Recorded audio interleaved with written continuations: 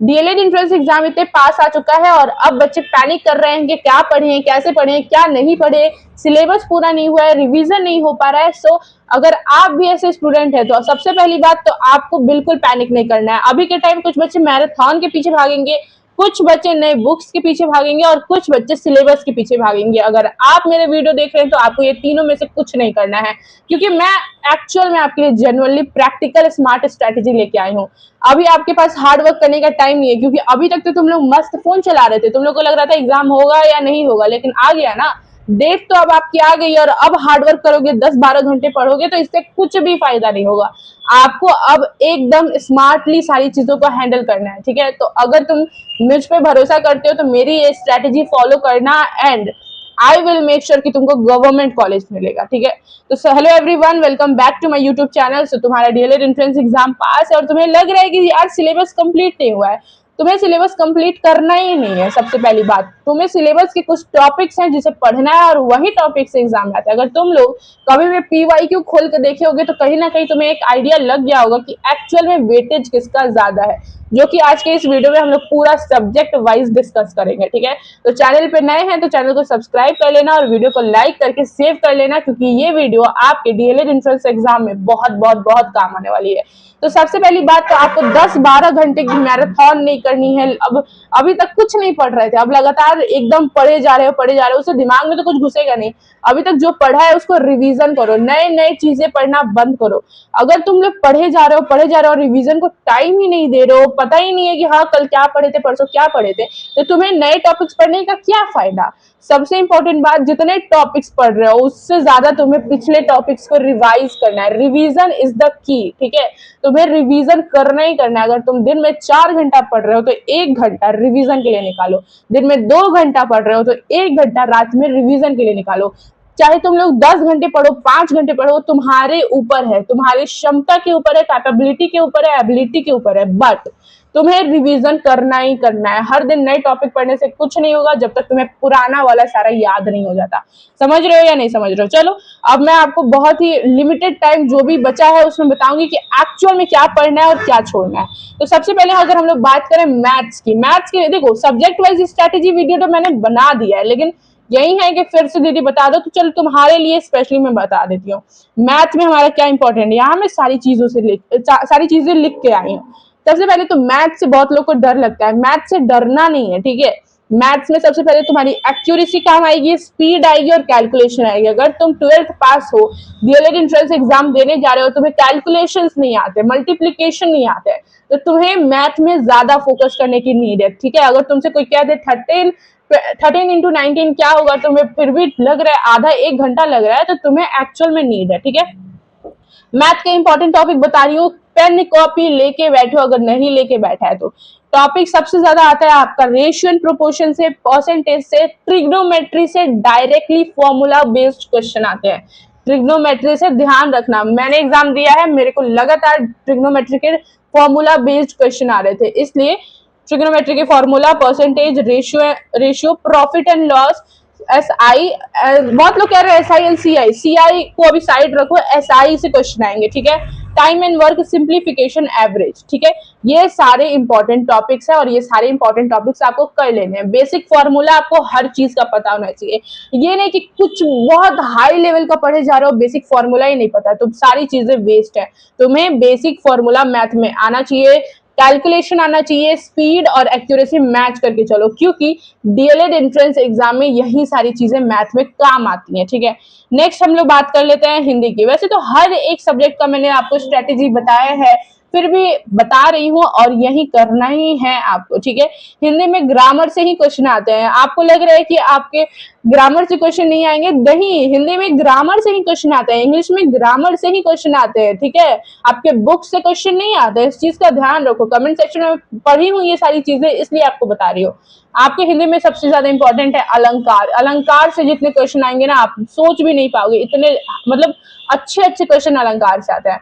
अलंकार सबसे मेन पे रखो, ठीक है। आपका संधि, समास, अलंकार, छंद से एक आध क्वेश्चन आते हैं और आपके मुहावरे से क्वेश्चन आते हैं, पर्यायवाची शब्द और विलोमवाची शब्द से आपके क्वेश्चन आते हैं। सो इन सारे टॉपिक्स पे आपको डेली प्रैक्टिस करना है। अभी मैं बताऊंगी कि आपको किस समय क्या करना है, तो वीडियो को लास्ट तक देखते रहना और हर एक चीज आपको फॉलो करना है। ये नहीं कि आज ये देख लिए कल वो देख लिए और कुछ कर ही नहीं रहे हो। रोज आपके टाइम घट रहे हैं और रोज आपका एग्जाम का डेट आपके पास आ रहा है और ये चीज भूलने की कोशिश मत करो, ठीक है। रीजनिंग में आपका रीजनिंग एकदम स्कोरिंग है, ठीक है। अगर कोई है रीजनिंग है और अगर तुम इंग्लिश में अच्छे हो तो इंग्लिश और रीजनिंग स्कोरिंग सब्जेक्ट माना जाता है, ठीक है। रीजनिंग में बहुत ही ऐसे थ्योरी बेस्ड नहीं आता है, बहुत प्रैक्टिकल चीज आएगी कि तुम्हारे मामा का बेटा तुम्हें क्या लगेगा, अगर ए के बगल में बी है, बी के बगल में सी है, सी के बगल में एफ है, तो ऐसे करके पूछेगा कि ई के बगल में क्या होगा, ठीक है। वो सर्कल वाला क्वेश्चन आएगा, ब्लड रिलेशन का क्वेश्चन आएगा कि तुम्हारी बहन की बेटी तुम्हारी क्या लगेगी, मतलब इतना हल्का नहीं आएगा, मतलब ऐसे बोल देगा कि तुम्हारे मामा के बेटा का दादा तुम्हारा क्या लगेगा, तो तुम्हें ये सारे क्वेश्चंस पता है कि क्या लगेंगे, ठीक है। रीजनिंग की बात करें, analogy, series, coding, decoding, blood relation और डायरेक्शन, ठीक है। इससे भर भर के क्वेश्चन आते हैं और इसी में से क्वेश्चन आते हैं, ठीक है। तो रीजनिंग के लिए आपको प्रैक्टिस ज्यादा इंपॉर्टेंट है। रीजनिंग में तुम्हारी अच्छी पकड़ होने के लिए तुम्हें प्रैक्टिस करना आना चाहिए।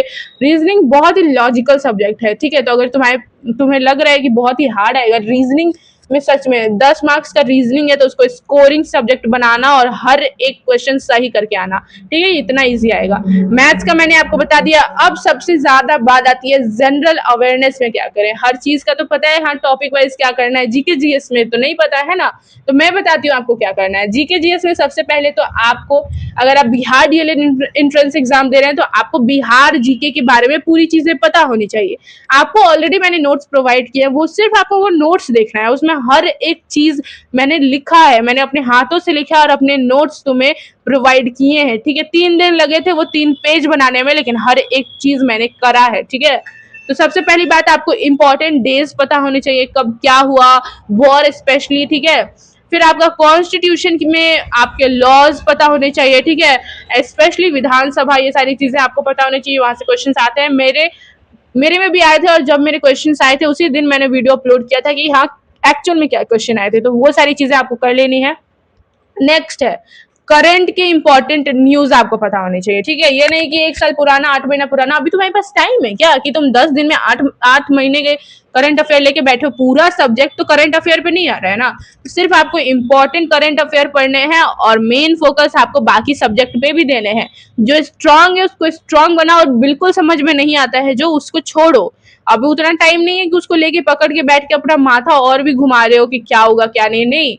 आपको सिर्फ और सिर्फ इतना करना है कि सब्जेक्ट वाइज जो इंपॉर्टेंट है उसको कंप्लीट करना है, और उसमें से अगर मैं आपको पकड़ के बोलती हूँ कि इसका आंसर क्या होगा, तो आपको पता होना चाहिए कि इसका आंसर क्या होगा। ऐसे आपको आपकी प्रिपरेशन होनी चाहिए।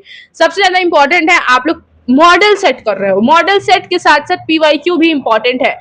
पीवाईक्यू आपको एक रीजन देता है कि हाँ एक्चुअल में एंट्रेंस एग्जाम में क्वेश्चन कैसे आते हैं, ठीक है।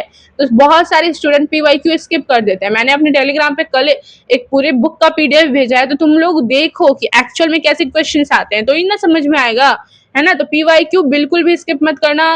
पीवाईक्यू तुम्हारे एग्जाम पैटर्न को बताता है, तुम्हारे इंपॉर्टेंट टॉपिक्स वहीं से निकलते हैं। मैंने एक्चुअल में बताया है, मैंने अपने शिफ्ट का निकाला था, पीवाईक्यू निकाला था, तब जाके आपके लिए वीडियो बनाना शुरू किया कि एक्चुअल में ये हाई वेटेज टॉपिक्स है, ठीक है। और सबसे इंपॉर्टेंट बात, हर दिन आपको रिवीजन करना है। रिवीजन करना अगर छोड़ रहे हो तो बहुत बहुत बहुत बड़ी गलती कर रहे हो। हर दिन नए टॉपिक से बढ़िया है आपको जो भी पुराना पढ़े जा रहे हो उसको 1 घंटा ही सही लेकिन रिवाइज करो। उसको पता होना चाहिए कि कल तुमने क्या पढ़ा था, 1 हफ्ते क्या पढ़ा था, ताकि 1 हफ्ते बाद अगर तुम्हारा एग्जाम है तो तुम्हें पता होना चाहिए कि ऐसा नहीं कि हाँ ये क्वेश्चन तो मैंने देखा है। ऐसा उसी स्टूडेंट का होता है जिन्होंने रिवीजन नहीं करा रहता है, पढ़ लिया रहता है, रिवाइज नहीं करता है, और जब क्वेश्चन देखते हैं ऐसा लगता है ये तो मैंने देखा है, इसका आंसर मुझे क्यों नहीं याद आ रहा है, वो इसीलिए नहीं याद आ रहा है। एंड लास्टली आपको मॉक टेस्ट देना है। मॉक टेस्ट फ्री में इतने सारे मॉक टेस्ट हैं, फिर भी तुम लोग को पेड बैच के पीछे बिल्कुल मत जाना। ये जो पेड बैच होता है ना, ये कहीं ना कहीं एक स्कैम होता है, तो उसके पीछे मत जाना। अपना फ्री में मॉक टेस्ट दो, ठीक है।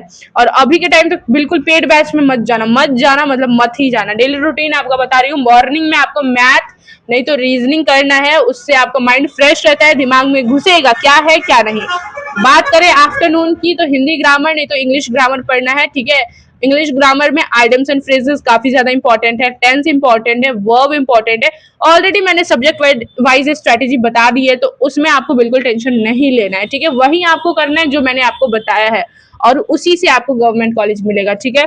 और मॉर्निंग में आपका मैथ या रीजनिंग, आफ्टरनून में आपको हिंदी ग्रामर और इंग्लिश ग्रामर, दोनों इजी इजी सब्जेक्ट है, इसलिए आफ्टरनून में सोना नहीं है, ठीक है। बहुत सारे बच्चे आफ्टरनून में सो रहे हैं, तो ये गलती मत करना। इवनिंग में तुम्हें जीके करना है, जीके जीएस करना है। अगर आज के इवनिंग में तुम जीके जीएस कर रहे हो, तो कल के इवनिंग में पीवाईक्यू सेशन लगाओ, ठीक है। पीवाईक्यू बहुत ज्यादा इंपॉर्टेंट है। मैं तो कहती हूँ हर दिन पीवाईक्यू सॉल्व करो, हर दिन। आज से लेके अगर 10 दिन भी है ना तुम्हारे एग्जाम को लेके, तो हर दिन एक पीवाईक्यू सॉल्व करो। ऐसे करके तुम 10 पीवाईक्यू सॉल्व कर लोगे, ठीक है। अब पीवाईक्यू से क्वेश्चन तो डायरेक्टली आते हैं एग्जाम में, ठीक है। फिर आपको नाइट में 1 घंटा रिवीजन का देना है। Revision is very important. जितना इंपॉर्टेंट पीवाईक्यू है, उससे ज्यादा इंपॉर्टेंट आपका रिवीजन है, ठीक है। अब सिर्फ फोन से लेके डिस्ट्रैक्शन कर रहे हो, तो वो आपको बिल्कुल भी नहीं करना है। मोटिवेशनल वीडियोस देखने से अच्छा है खुद की पढ़ाई, बुक लो, पढ़ो। बुक नहीं है, मेरे बुक से पढ़ो। मैं ऑलरेडी तुम्हारी इतनी हेल्प कर रही हूँ, तो एटलीस्ट तुम लोग पढ़ो यार।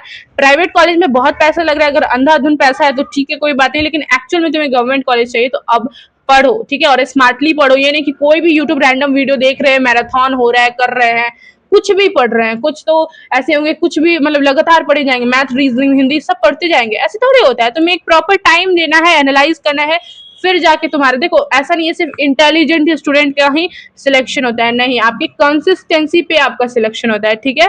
सो बस आज के लिए इतना ही। अगर तुम्हें फोकस्ड होकर प्रिपरेशन करना है, तो बस यही के यही करो। और वीडियो हेल्पफुल लगी होगी तो चैनल को सब्सक्राइब जरूर कर लेना, बेल आइकन को प्रेस कर लेना अगर चैनल को सब्सक्राइब नहीं किया है तो कर लेना। एंड ऐसे वीडियोस के लिए मिलते हैं नेक्स्ट वीडियो में। Thank you so much and all the best, good luck. आप लोग अच्छे से पढ़ाई करें। राधे राधे, जय श्री कृष्णा।